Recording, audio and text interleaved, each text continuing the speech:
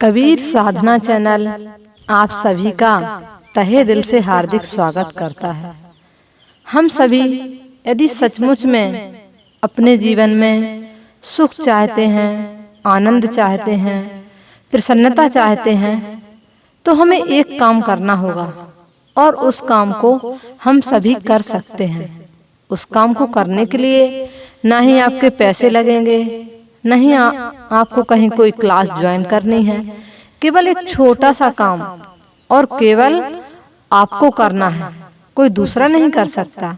यदि आप इस काम को कर लेते हैं तो आपका पूरा जीवन, आपकी पूरी लाइफ हैप्पी हो सकती है। वह क्या है कि हम अपने नजरिए को ठीक करें।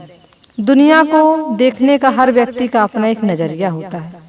जैसे गुलाब का फूल हम भी देखते हैं और आप भी देखते हैं, लेकिन हमें उसमें फूल नजर आता है तो किसी व्यक्ति को उसमें कांटे नजर आते हैं। क्योंकि जो व्यक्ति जैसा सोचता है उसे दुनिया के लोग वैसे ही नजर आते हैं। कुछ लोगों को समस्या दिखाई देती है तो कुछ लोगों को हर समय अवसर दिखाई देता है। कुछ लोग जन्मदिन आने पर काफी खुश होते हैं, हैप्पी होते हैं और सोचते हैं मेरे जीवन के इतने साल इतने अच्छे से बीते, अब जो आने वाला साल है वह भी बहुत सुंदर होगा, प्रसन्नता से बीतेगा। तो कुछ लोग क्या होते हैं, दुखी होते हैं। किस बात पर से कि मेरी आयु कम गई, मेरी उम्र घट गई है।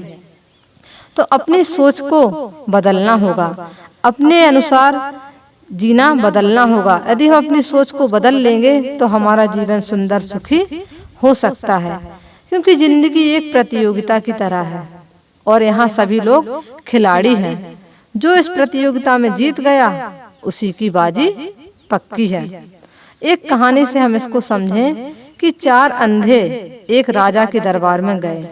राजा ने उन्हें एक हाथी दिया और कहा, जिसका तुम स्पर्श कर रहे हो उसको तुम एक्सप्लेन करो, मतलब वर्णन करो कि वह कौन है।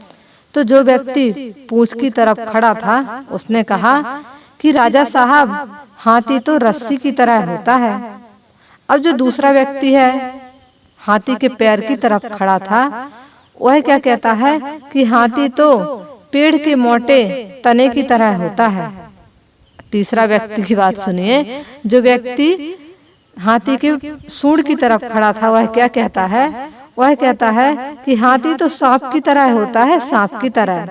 अब जो चौथा व्यक्ति है वो पेट के यहाँ था, वह क्या बोलता है कि हाथी मोटी दीवार की तरह होता है राजा साहब। चारों व्यक्तियों में बहस होने लगी और चारों उलझ गए। तो सार यह है इस कहानी का कि हर वस्तु और घटना को अपने नजरिए से देखते हैं हम सब लोग। एक व्यक्ति किसी के लिए बुरा हो जाता है तो किसी के लिए अच्छा हो जाता है। एक ही वस्तु या मुद्दे के बारे में अनेक लोग जब उस पर विचार करेंगे, अपनी राय देंगे, तो सब अपने अपने अनुसार देंगे।